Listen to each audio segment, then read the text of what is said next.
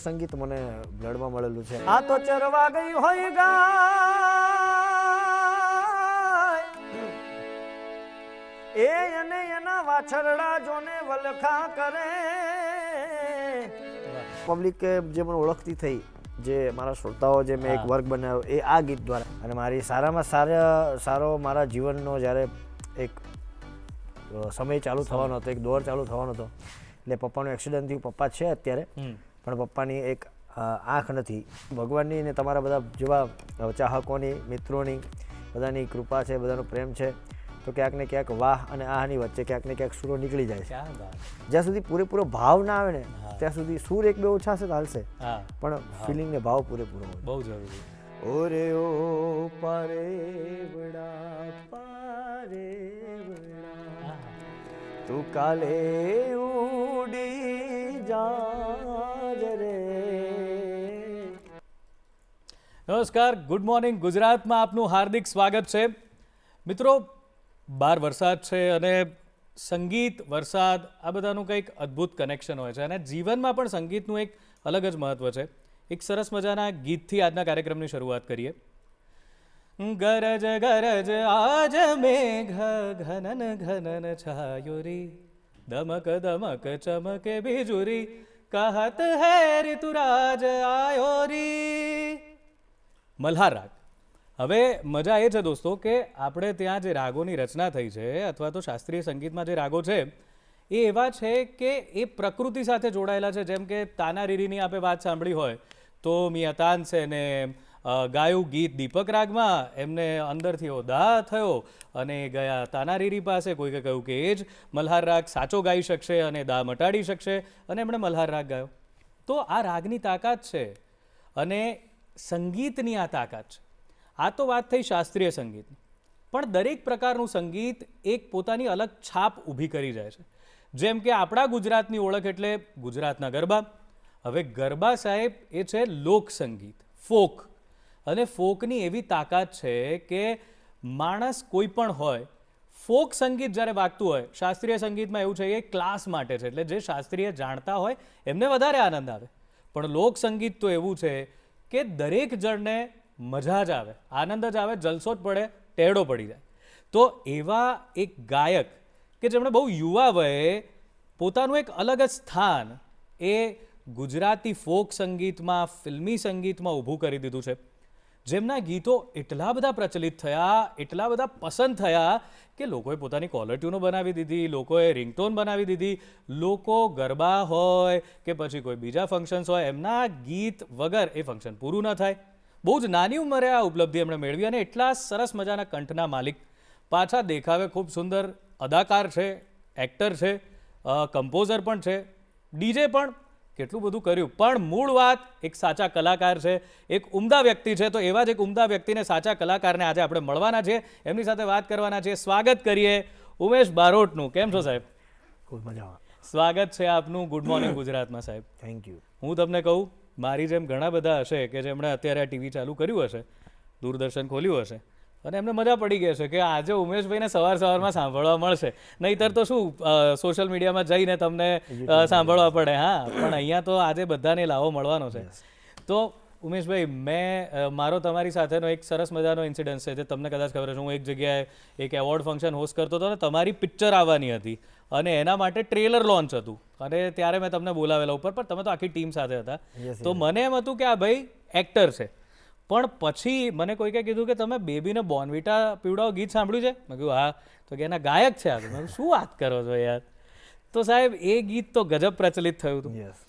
ગીતોની વાત તો કરવી છે, પણ મને એવું લાગે છે કે તમે પહેલાં કંઈક ગાઓ, વાતો કરીએ એના કરતાં, ત્યાંથી શરૂઆત કરીએ. જરૂર. સવાર છે તો કંઈક ભગવાન માટે. બિલકુલ બિલકુલ. એ ઓધાજી મારા રે રે એ મારા વાલાને વઢીને કેજો રે. અરે માને તો મનાવી લેજો રે.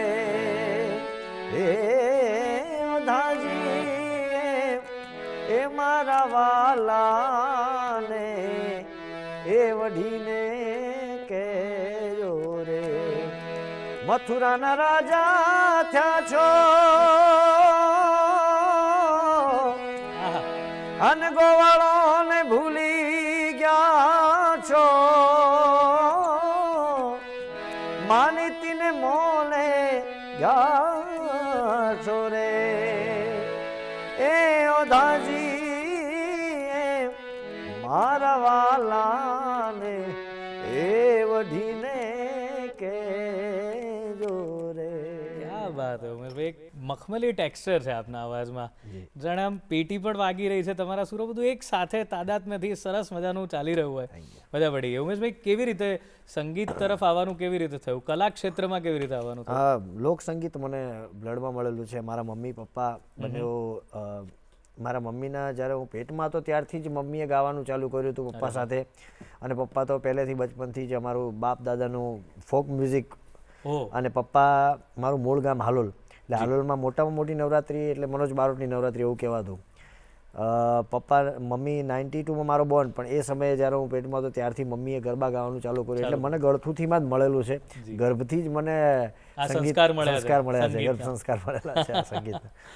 એટલે ફોક સંગીત બ્લડમાં છે. ત્યારબાદ હું વગાડતો, મારા પપ્પા સાથે તબલા વગાડતો, પપ્પા સાથે ડ્રમ વગાડતો, ગરબામાં ઢોલ વગાડતો. કેટલી ઉંમર હતી ત્યારે આ બધું શરૂ? ત્યારે મારી 7 વર્ષની, 7 થી 8 વર્ષ. જી. અને આ રીતે તમે સ્ટેજ પર જ એમની સાથે? હા હા, એમની સાથે સ્ટેજ પર. બીક લાગતી હતી? નાના છોકરાઓને તો ઘણીવાર લાગતી હોય છે, કે પછી બહુ સહજ રીતે તમે જતા રહેતા હતા? ના, બીક જ્યારે મેં ગાવાનું ચાલુ કર્યું ત્યારે થોડું શરૂઆત ગાવાની થઈ ત્યારથી ચાલુ થયું.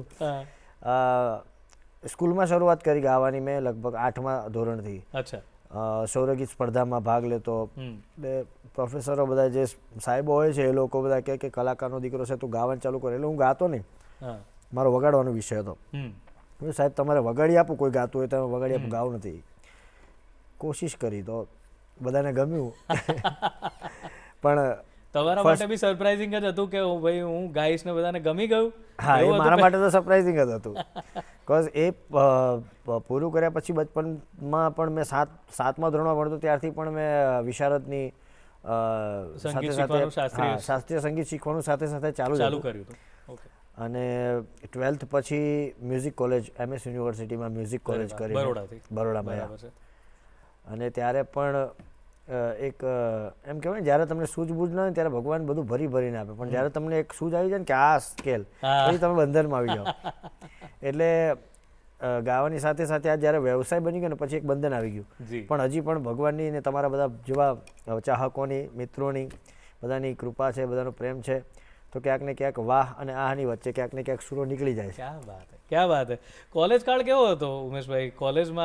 કોલેજ શરૂઆતમાં મારું એડમિશન જ નહોતું થઈ રહ્યું પહેલાં, કારણ કે ફૂલ હતું. યસ, MS યુનિવર્સિટીમાં ત્યાં પરફોર્મિંગ આર્ટ્સમાં ફૂલ હતું, પણ એમાં એક ગુરુજી સાહેબ એમણે મને બહુ મદદ કરી, અશ્વિની કુમાર સિંહ સાહેબ. હાલમાં એમનો સન શિવમ સિંહ ઇન્ડિયન આઇડલમાં છે, એના પપ્પા. એ એમણે મને બહુ મદદ કરી. એમણે મને એવું કીધું એડમિશન થાય કે ના થાય હું તને શીખવાડીશ.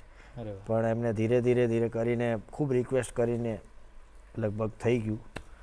અને મારી શાસ્ત્રીય સંગીત શીખવાની જે ધગસ હતી અંદરથી, જે હતું ઈચ્છાઓ, એ ભગવાને ક્યાંક ને ક્યાંક પૂરી કરી. પણ એક લોકગાય ગુજરાત નામની એક ફર્સ્ટ સિઝન હતી, એમાં હું વિનર થયો હતો. પણ એ સમયે પણ પપ્પાનું એક્સિડન્ટ થઈ ગયું મારા, અને મારી સારામાં સારો મારા જીવનનો જ્યારે એક સમય ચાલુ થવાનો હતો, એક દોર ચાલુ થવાનો હતો, ત્યારે ભગવાને કંઈક પરીક્ષા મૂકી દીધી, બહુ મોટી પરીક્ષા.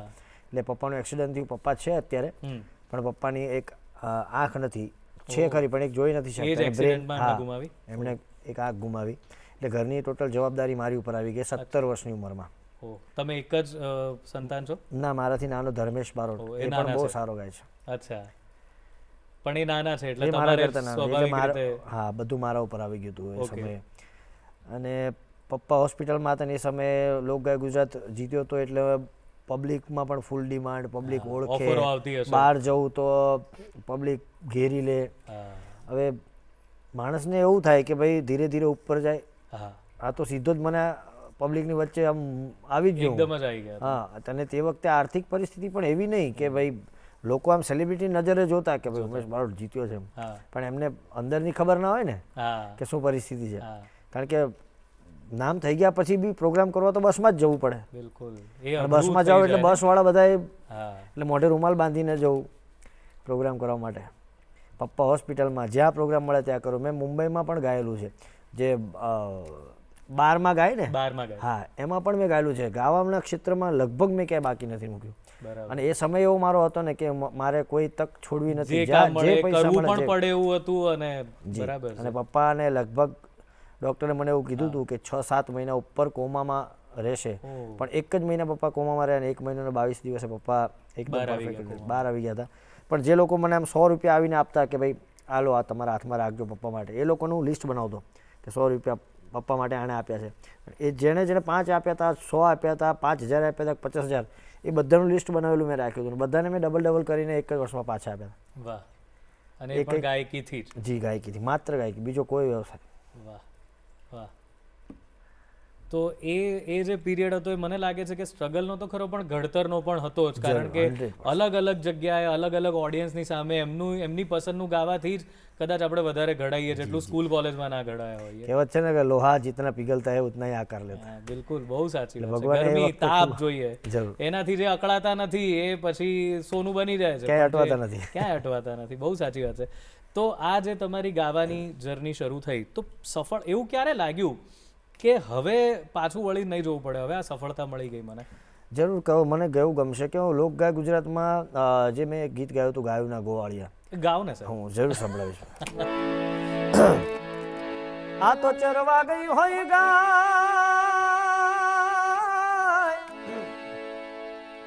એ અને એના વાછરડા જોને વલખા કરે પણ કવિ એ મનમાં મુંજાય હવે તું તો જાગને નટવર જાદવા. આ દુહો પણ ઘણું બધું કહી જાય છે અને આ ગીત પણ ઘણું બધું કહી જાય છે. કારણ કે પહેલું ગીત ગાય માટેનું જો કોઈ લખ્યું હોય તો મારા કાકા જયેશ બારોટ, અચ્છા એમણે પોતાનું આ લખેલું ગીત. અને એ મેં ગાયું એ પહેલાં મારા મમ્મી પપ્પાએ ઘણા વર્ષો પહેલાં આ ગીત ગાઈ લીધું હતું. પણ મને ચાન્સ મળ્યો ઈટીવી ગુજરાતીના ઓલા એના માધ્યમ ઉપરથી, લોક ગાય ગુજરાતના માધ્યમ પરથી. પણ ગાયું ના હે ગોવાળિયા જટ ગાયું લઈને આવો જો એવા વાછરડા ભાભરે ને વલખા મારે રે એ ભરવાડિયા ગાયું લઈને આવો જો એવા ગાયું ના હે ગોવાળિયા ગાયું લઈને આવજો. ક્યાં વાત હે, ક્યાં મારા જીવનની શરૂઆત પબ્લિક જે મને ઓળખતી થઈ, જે મારા શ્રોતાઓ જે મેં એક વર્ગ બનાવ્યો એ આ ગીત દ્વારા. એટલે આ ગીત દ્વારા. એ મારી જીવાદોરી કહેવાય, વાહ. ગાયુંના ગોવાળિયા. વાહ હા ત્યાંથી જ ઓળખતા થયા લોકો. ત્યારથી તો ઓળખતા એવો થયા. કોઈ યાદગાર કિસ્સો કે તમને એમ થયું હોય કે અરે અચાનક આ શું, આ ખરેખર આ ફેમ છે, આ પબ્લિસિટી છે, જે હું મહેનત કરી રહ્યો છું એનું આ ફળ છે, એવો કોઈ કિસ્સો યાદ છે કે પહેલી વાર તમને એમ થયું હોય કે અરે આ તો કલ્પ્યું જ નહોતું મેં? જી શરૂઆત જ એવી રીતે થઈ છે કે હું જે સ્પર્ધામાં હું જે ગાવા માટે ગયો હતો હા એ સ્પર્ધામાં હું જીતવા માટે તો નહોતો ગયો, બરાબર. ગાવા માટે જ ગયો હતો. મને એવું, કારણ કે મને ખબર છે બહુ બધા પડ્યા છે બિલકુલ, કલાકારો, ઘણા લોકો ઘરે ઘરે છે. એવા છે, બાપ કલાકારો પડ્યા છે. પણ મને એવી આશા નથી કે હું જીતીશ. લગભગ 100 ઉપર 800 ઉપર તો ઓડિશન્સ થઈ ગયા Entries હતા. હતી. હા. ઓહ. અને એમાં સિલેક્ટેડ લાસ્ટ 5 બચ્યા હતા, એમાં 4 છોકરીઓ હતી ને હું એક હતો. અચ્છા તમે એક જ? હા હા. અને ત્યારે એવી આશા નથી, પણ જ્યારે એકદમ નામ બોલ્યા એટલે થોડી વાર તો બિલીવ જ ના થયું. એટલે જીવનમાં સૌ પ્રથમ વખત શરૂઆત જ આવી રીતે થઈ મારી. વાહ, ત્યાર ઉત્તમ પછી શરૂઆત. જી જી ઉત્તમ. હવે આ જે છે તમે એ રીતે તો સફળ થઈ જ ચૂક્યા હતા, પછી પાછો એક પીરિયડ આવ્યો કે જેમાં તમે બધી જગ્યાએ ગાયું.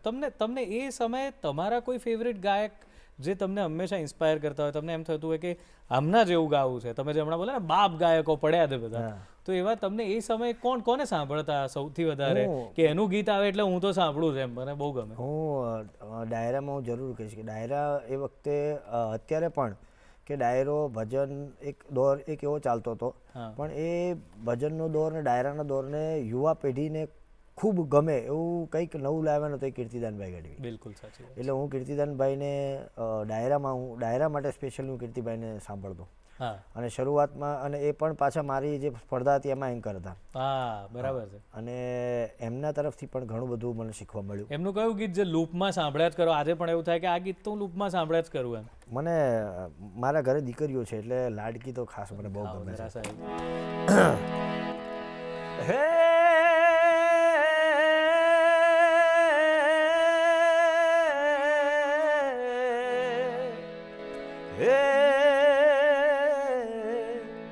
એ મારી લાડકી રે ઓરે ઓ પારે વડા તું કાલે ઉડી જાજ રે મારી હાટું રહી જાને આંબલી ને પીપળી જોશે તારી વાટ રે ભેળા મળી કરીશું અમે ફરિયા મારી લાડકીને ખમ્મા ઘણી મારી દીકરીને ખમ્મા ઘણી મારી લાડકી રે એ નાનકડી ફરી જાલી લે મારો હા. વાહ, ખરેખર આંખમાં આંસુ આવી રહ્યા છે. એક વર્ઝન કીર્તિદાન સાહેબનું છે, આ તમારા વર્ઝનમાં પણ એટલો આનંદ આવ્યો અને એક ખરેખર એક અલગ જ મીઠાશ છે તમારા અવાજમાં. તમે જે રીતે સૂરો લો છો, જે રીતે કોમળ સૂરો પણ ક્યાંકથી તમે આવરી લો છો, એ બધી જે ઝીણવટભર્યું કામ આપ જે બારીકાઈથી કાતો છો એની મજા પડે છે. તો ઉમેશભાઈ, હવે આ બેબીને બોર્નવિટા પીવડાવો એ તો જાણે કે આમ એ વખત બીજું કંઈ હતું જ નહીં એમ જે હોય એટલે, અને બધા માટે લાગુ પડતું હતું. હું મારી દીકરી માટે પણ એવું કરતો હતો, એને બોર્નવિટા બહુ ભાવતું. એની પણ એક સ્ટોરી છે. 2 વર્ષ સુધી એ ગીત મારી પાસે પડી રહ્યું હતું અને પાયલોટ એક સિંગરે પાયલોટ કરી નાખ્યું હતું એ ગીતને અને મારી પાસે પડ્યું હતું ને મને રાજનભાઈ ધવલભાઈ જેમણે ગીત લખ્યું છે એ લોકોએ કીધું કે ભાઈ તમે ગાઓ.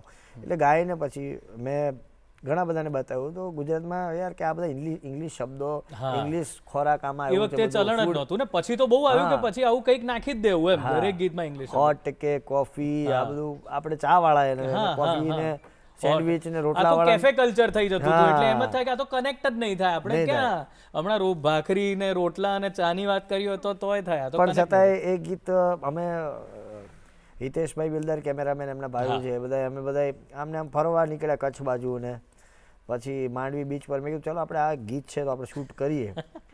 રમતા રમતા શૂટ કર્યું. શૂટ કરીને મારી ચેનલમાં એ ફર્સ્ટ મેં રિલીઝ કર્યું ને હિતેશભાઈએ પણ એમની ચેનલમાં. મારી ચેનલમાં તો લગભગ એક જ દિવસમાં 1 મિલિયન અપ થઈ ગયું હતું. ઓફકોર્સ હિતેશભાઈને સેમ પાછા એટલા જ વ્યૂ આવે. બંને રિલીઝ કર્યા હતા, એવું નહીં કે એક જ જણાય. પછી રાઘવ ડિજિટલ ચેનલ જે એ વખતે બહુ ચાલતી એટલે એમણે આ ગીત મારી પાસેથી લીધું અને ઈચ્છા મારી એવી જ હતી કે ઘર ઘર સુધી આ ગીત જો ગમ્યું છે તો બધાએ પછી ઘર ઘર સુધી પહોંચે બધાને. પણ એ વખતે ઉત્તરાયણનો જ સમય હતો એટલે લોકોના ધાબે ધાબે બસ માત્ર ને માત્ર બેબી ઘર ઘર નહીં ઘરની ઉપર જતું રહ્યું. અને હજી પણ વાયરલ રોજ મારામાં આવે છે, બેંકોક થી બહુ આવે છે. તો હવે આ પણ એક આ ક્લિપ પણ વાયરલ થઈ જાય એવું કંઈક કરી દો આ બેબીને બોર્નવિટાથી, કારણ કે અમારે આ જ વાયરલ થવાની. ના હોટ કે કોલ્ડ તમે કોફી પીધી, બ્લેક કે લેમન મીઠી ના લીધી, રીસાણી છે જાનું મારી બોલતી નથી, બોલવાની ચમ તમે બાધા લીધી. બેબીને બોર્નવિટા પીવડાવો બેબી મૂળમાં નથી, બેબીને બોર્નવિટા પીવડાવો બેબી મૂળમાં નથી. એ જાનું કઈ તે વાત ના તું છે ટેન્શન માં કયો તે ભાર લઈને ફરે છે મનમાં આજ તમારો ચહેરો હસતો નથી કીધા વગર બીજો રસ્તો નથી બેબીને બોર્નવિટા પીવડાવો બેબી મૂડમાં નથી બેબીને બોર્નવિટા પીવડાવો બેબી મૂડમાં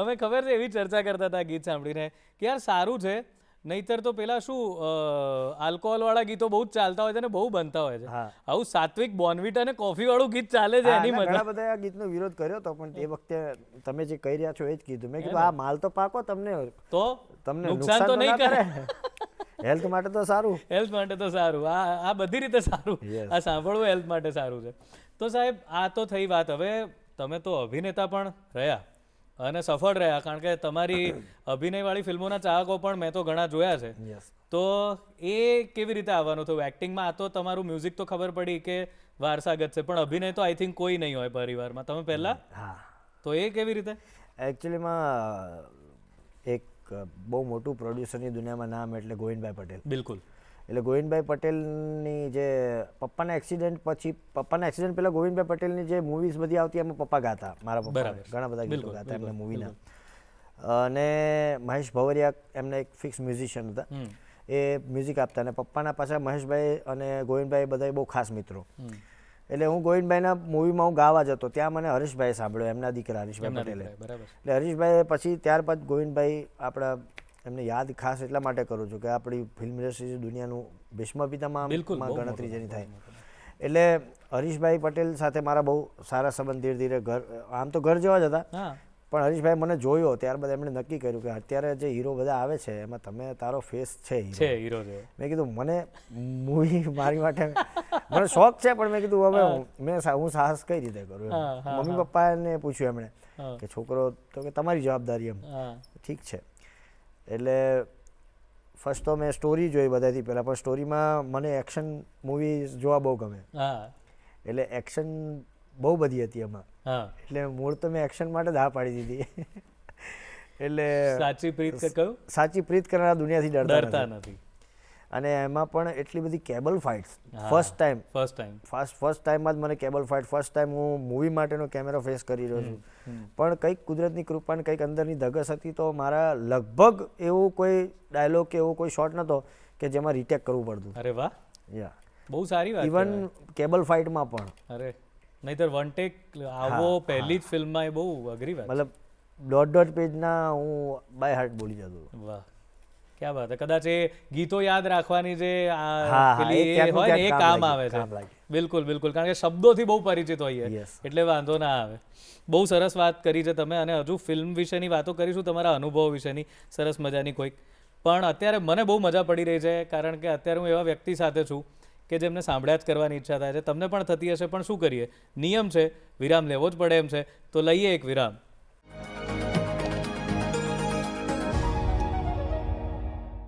વિરામ બાદ આપનું હાર્દિક સ્વાગત છે ગુડ મોર્નિંગ ગુજરાતમાં. ઉમેશ બારોટ બીજા કોઈ ઓળખાણના મોહતાજ નથી. એમનો અવાજ એમની ઓળખાણ છે. મેરી આવાજ હી પહેચાન હૈ જેવી વાત છે, અને એ જ અવાજને આપણે અત્યારે માણી રહ્યા છીએ. વધુ વિક્ષેપ પાડવો જ નથી, સીધા જઈએ ઉમેશભાઈ પાસે.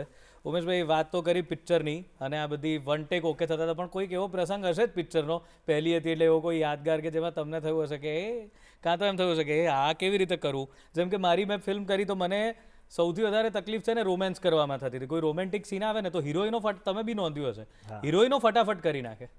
પણ મને એવી શરમ, મને ખબર જ ના પડે કે પેલા ના જ પાડે ડિરેક્ટર કે આ નથી આવતું યાર, નથી આવતું. મને ખબર ના પડે કે એને તરત આવી જાય છે એ પ્રકારનો અભિનય. મારાથી ને તમને એવી કોઈ તકલીફ પડેલી ફિલ્મમાં પહેલી? ના, એવી તકલીફ નથી પડી. અચ્છા, એટલે રોમેન્સ તમે સહજતાથી કરી શકો કારણ કે આ તો રોમેન્ટિક ફિલ્મ છે, એટલે રોમેન્સ તમે સહજતાથી કરી શકો. રોમેન્ટિક ફિલ્મ હતી ને એમાં કરવું પડે એવું હતું, પણ મારી માટે કામ મહત્વનું હતું. મને બસ કરવું છે, એક ધગસ હતી. પણ એક્શનમાં એક સિક્વન્સ એવી હતી કે કિચડમાં કી ફાઇટ કરવાની હતી. કિચડમાં, એટલે મને થોડું બહુ અકવર્ડ લાગતું હતું કે આ કિચડ. અને ફર્સ્ટ તો આખું એ નાળું ભરેલું હતું, કેવું હતું શું હતું આપણને ખબર જ ના હોય, મને ખબર નથી. બરાબર. પણ હરેશભાઈને સો સલામ છે કે મારું એક કહેવા પર મેં કીધું આ કાં તો સિક્વન્સ તમે ચેન્જ કરો કાં તો આ તો બહુ હા અઘરું થઈ જશે અઘરું થઈ જશે મારા માટે. બિલકુલ. અને આખું કિચડ વાળું થઈને ફાઇટ કરવાની હતી. બિલકુલ સાચું. લાઈક નાયક મૂવીમાં નાયકમાં અનિલ કપૂર વાળી ફાઇટ હતી એ ટાઈપની હતી. તો હરીશભાઈએ સ્પેશિયલી આખું એક અલગથી બનાવ્યું અને એમાં ફિલ્ટર વોટર આખું અલગથી કિચડનું આખું વ્યવસ્થિત પાણીથી બનાવ્યું અને શુદ્ધ માટીનું આખું બનાવ્યું અને એમાં એ ના હું સમજી પણ શકું છું એટલે બી હોય કારણ કે ગાયક જે હોય ને એને હંમેશા એના અવાજની બહુ જ ચિંતા હોય કે આનાથી કઈ અસર થઈ મારા મોંમાં કંઈક ગયું કંઈક ગળાને અસર થઈ હું સમજી શકું છું એના લીધે જ મોટા ભાગે તો એવું જરૂર જરૂર 100% બિલકુલ. અને પછી એમણે એ રીતે કરી આપ્યું પછી એ સીન પછી એ ફાઇટ એ સિક્વન્સ પણ બહુ હિટ ગઈ. ક્યાં વાત હે ક્યાં વાત હે. અને એના પછી ફિલ્મોની ઓફર્સ કેવી રીતનું એ ફિલ્મોનું કેવું રહ્યું? એના પછી મેં એક સુરતના એક પ્રોડ્યુસર હતા એમની એક ફિલ્મ કરી પટેલ પાછોના આપણે ઠાકોર કોઈથી ના ડરે જેની નામ આગળ હજી પણ સ્વર્ગસ્થ લગાવવાનું મન ના થાય એવા જગદીશભાઈ ઠાકોર એમની સાથે મેં એ મૂવી કરી હતી. ત્યારબાદ લેન્ડ ગ્રેબિંગ હું જે ફિલ્મના પ્રમોશનની વાત કરી રહ્યો છું એ લેન્ડ ગ્રેબિંગ હતી. તમે જેમાં આવેલા ને હું એ એવોર્ડ ફંક્શનમાં હોસ્ટ કરતો ત્યારે તમે ત્યાં આવેલા લેન્ડ ગ્રેબિંગ એ પણ આવી એક્શન સિક્વન્સ જ હતી. તમારા ટ્રેલરની અંદર ત્યાંથી જ શરૂઆત થાય છે કે એક્શન સિક્વન્સથી જ તમે આવો છો ને હે ને? ત્યારે જ મેં એવોર્ડ લીધો હતો હા 2022 રાઈટ. અને એ એવોર્ડ કશાના માટે લીધેલો આવે કયા ગીત માટે? ગોરી તમે મરડા લીધા. પ્લીઝ સર એ મેં આપને કીધું કારણ કે આજે પણ અમે પણ જ્યારે મંચ પર ગાવા ચડીએ છીએ અને એ નવરાત્રી 2022થી મને યાદ છે કે એ વખતથી જેટલી પણ નવરાત્રીઓ થઈ છે એમાં હવે અમે અમારી પ્લેલિસ્ટમાં એ ગીત ઉમેરી દીધું છે. એ ગાવું જ પડે છે ફિક્સ જગ્યા છે એ ગોરી તમે મનડા લીધા મોઈ ગાવું જ પડે. તો સાહેબ એ હજી પણ નવરાત્રી જેવી નજીક આવવા જાય નવરાત્રી પૂરી થતા સુધી એ ગીતના ફરી પાછા દર વર્ષે 2 મિલિયન 3 મિલિયન વધી જાય વ્યૂ થઈ જાય. બહુ સાચી વાત સર પ્લીઝ થઈ જાય. હે અંધારિયા રાતો જગમગતી ચમકી રે અણધારી અજવાળી રમે અમથી રે ચાંદો વાદળ પાછળ જાતો જોણ શરમથી રે ઘેરદાર ઘૂમતા રૂપરૂમ ઝૂમતા હૈયાને ચોરે યાદ ગોરી તમે મનડા લીધા મોહીરા ઘેરદાર ઘૂમતા રૂપરૂમ ઝૂમતા હૈયાને ચોરે યાદ ગોરી તમે મનડા લીધા મોહીરા ગોરી તમે મનડા લીધા મોહીરા. વાહ વાહ વાહ. એનું પિક્ચરાઇઝેશન પણ અદ્ભુત હતું ને આ કેદાર ભાર્ગવનું સંગીત હતું ને બહુ સરસ. કેવો રહ્યો તમે જ્યારે બીજા મ્યુઝિક ડિરેક્ટર સાથે કામ કરતા હો છો તો કેવો અનુભવ હોય છે? તમે શું જુઓ છો કોઈ ગીત કરતી વખતે કે? જી કેદાર ભાર્ગવ સાથે મને વધારે મજા એટલા માટે આવી કારણ કે એમનું બહુ બારીકતાથી નાની વસ્તુ જોઈને નાનું મ્યુઝિક મતલબ આ જગ્યાએ નાનું એવું એક બીપ જેવો પણ એક હોય ને તો એ પણ એને પણ એટલું મહત્વ એ લોકો આપે છે. અને એ ફીલ ગાયકી હોય સંગીત હોય કોઈ પણ ક્ષેત્ર કોઈ પણ તમે આ જ્યાં સુધી પૂરેપૂરો ભાવ ના આવે ને ત્યાં સુધી સૂર એક બે ઓછા હશે તો હાલશે પણ ફિલિંગ ને ભાવ પૂરેપૂરો હોય બહુ જરૂરી છે. અને આ લોકોમાં બિલકુલ. અને ભાર્ગવ લખે છે પણ બહુ સરસ ગીતો એટલે મજા પડી જાય છે એમ સાથે કામ કરવાની. હવે કમ્પોઝર તરીકે પણ આપ કાર્યરત છો કમ્પોઝિંગ પણ કરો તો એ કમ્પોઝ પહેલાંથી શરૂ થઈ ગયેલું કે પછી કોઈક એવો ફેઝ આવ્યો કે તમને એવું લાગ્યું કે હવે મારે કમ્પોઝ આ ગીત મને બહુ ગમ્યું છે હું જ કમ્પોઝ કરું? હું હજી પણ રાત્રે મને નીંદર ના આવે તો હું કાંઈકનું કંઈક લખતો રહું કાંઈકનું કંઈક કમ્પોઝ કરતો રહું છું.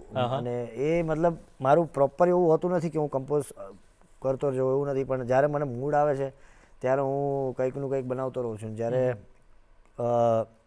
એક ઈચ્છા એવી થાય કે ક્યાંક એવું ફીલ હમણાં મેં એક ગીત મેં લખ્યું હતું અને મેં પોતે પણ ગાયેલું હતું મારું લખો પણ છો ગીત? હા મને લખેલું પણ છે. અરે વાહ. યસ એ ગીત મને સંભળાવવું ગમશે.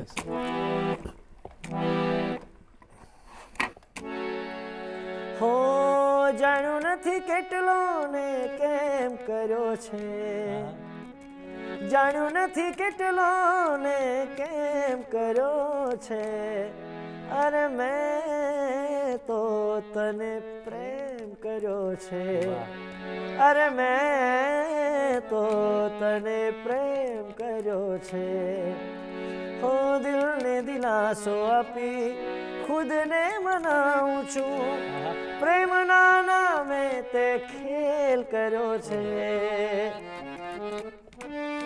અરે મેં તો તને પ્રેમ કર્યો છે, અરે મેં તો તને પ્રેમ કર્યો છે.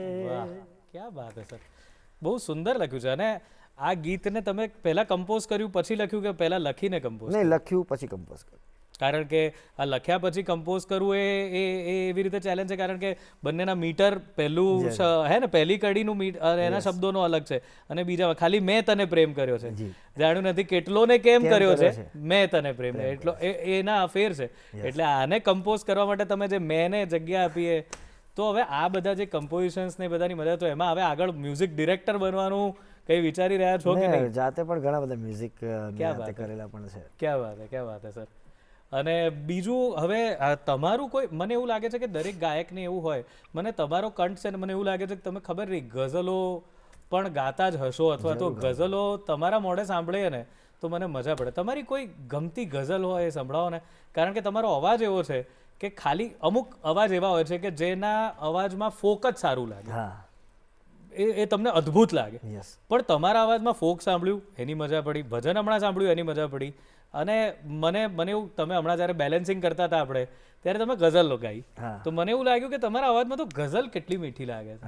આવો બહુ ઓછા લોકો સાથે થતું હોય છે કે કોઈ પણ વસ્તુમાં એનો અવાજ સારો જ લાગે, તો કંઈક ગઝલ તમે કોઈની ગાઈને સંભળાવો તો મને એમ થાય છે કે એમાં બહુ મજા પડે. ગઝલો મને બહુ બધી ગાવી ગમે છે, પણ તમે કહો, હું એ આજે તમારી ઉપર છોડું, કારણ કે તમે પણ બહુ સારું ગાયું. અરે ના, શરૂઆતમાં જ્યારે ચેસ્ટ કરતા ત્યારે તમે પણ બહુ સારું. સર, તો આ જ જાને કી જીદ ના કરો, જે તમે ગાઈ નથી, ખાલી તમે શબ્દો બોલેલા.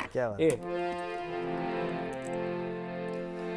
तुम ही सोचो जरा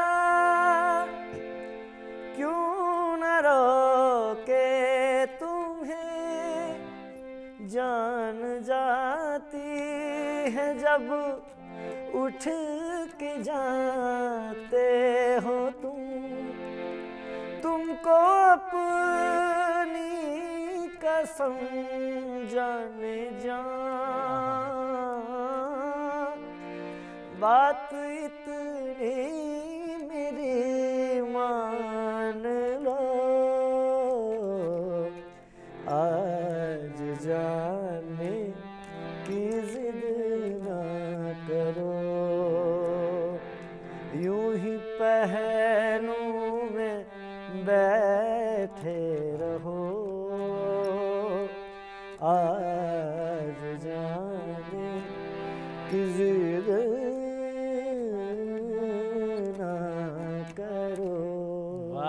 વાહ વાહ, ક્યાં વાત હે, બહુ મજા પડી ગઈ.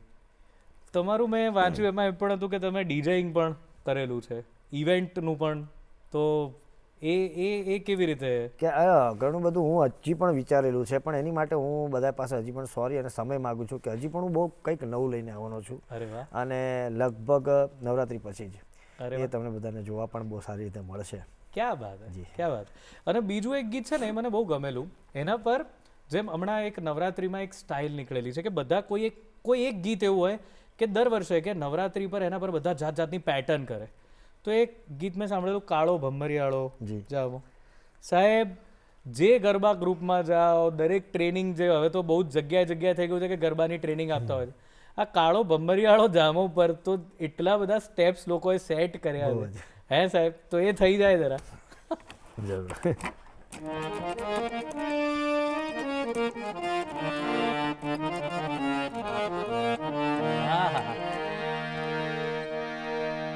હે કાળો ભમરિયાળો જામો,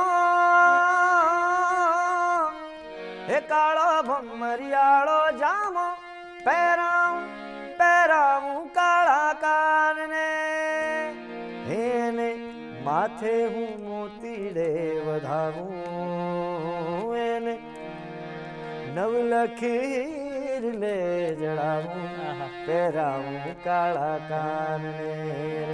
હે કાળો ભમરિયાળો જામો, પહેરાવું કાળા કાનને, જોઈ શામને રાધાની આંખે વરસે રે વરસા, આજ રાસના રંગે રંગાયો ધરતી ને આકાશ આજ શમણામાં શમણા જેવી રે વાત છે વાલમનો સાથ છે ને અજવાળી રાત છે હે કાળો ભમરિયાળો જામો પહેરાવું પહેરાવું કાળા કાનને ક્યાં વાત હે સાહેબ આ સાંભળ્યા પછી ગુજરાતી તરીકે એવો ગર્વ થાય છે કારણ કે અત્યારે ઓટો ટ્યુનનો જમાનો છે ભલભલા સિંગર્સ પણ એમ કહે છે જરા બેલેન્સિંગ જરા આમ પછી હું ગાઈશ મારા અવાજમાં સાઈડ આ નાખો મીડ હાઈ સાથે બધી આમને જે ગીત ગાવાનું કહીએ છીએ જાણે આમ અંદર ટ્યુન સેટ જ છે ઓટો ટ્યુન બધું અંદર જ થઈ જાય છે અને જે બહાર આવે છે એટલું રિફાઇન્ડ પ્રોડક્ટ આવે છે ભગવાન કરે તમારા પર ઈશ્વરની કૃપા છે જ તમારી ખૂબ મહેનત છે અને આ બહુ સાચું કહું છું કે આ ગીત જ્યારે મેં સાંભળ્યું બધાને કરતા જોયા પછી મેં સર્ચ માર્યું અને મને ખબર પડી કે આ તો એ જ ગાયક છે જેણે આ ગીત પણ ગાયું છે મનડા દીધા તો મને થયું કે બંને ગીત કેટલા અલગ છે ખબર જ ના પડી કે આ એ જ ગાયક છે શું રેન્જ અલગ બધું અલગ અને બહુ મજા પડી ગઈ ઈશ્વરને અમારી પ્રાર્થના છે ઉમેશભાઈ કે તમે આ જ રીતે સંગીતની સાધના સેવા કરતા રહો અને અમારા જેવા ફેન્સ જેટલા પણ છે તમારા એ બધાને બહુ જ આનંદ મળતો રહે તમારો અવાજ આ રીતે સાંભળીને તમે અહીં આવ્યા એ બદલ તમારો ખૂબ ખૂબ આભાર થેન્ક યુ ઉમેશભાઈ બહુ આનંદ આવ્યો તો મિત્રો ઉમેશ બારોટ કે જે બહુ જ યુવા વયે એવું આપણા બધાની સામે સાબિત કરી રહ્યા છે કે જો તમારી જે પણ ગમતી વાત છે એના માટે તમને પ્રેમ હોય તમે સાચા ભાવથી સાચા અંતરથી એને જો સાધો અને કોઈ પણ પ્રકારના સ્વાર્થ વગર જો એને લોકોની સામે લોકોના આનંદ માટે પ્રસ્તુત કરતા રહો તો પછી એ કળા જ તમારી ઓળખ બની જતી હોય છે જેમ એમની બની ગઈ છે તો ચાલો આવા જ રસપ્રદ વ્યક્તિઓને કલાકારોને મળતા રહીશું અને એમની વાતો જાણતા રહીશું અત્યારે છૂટા પડવાનો સમય છે ફરી મળીશું ગુડ મોર્નિંગ ગુજરાતમાં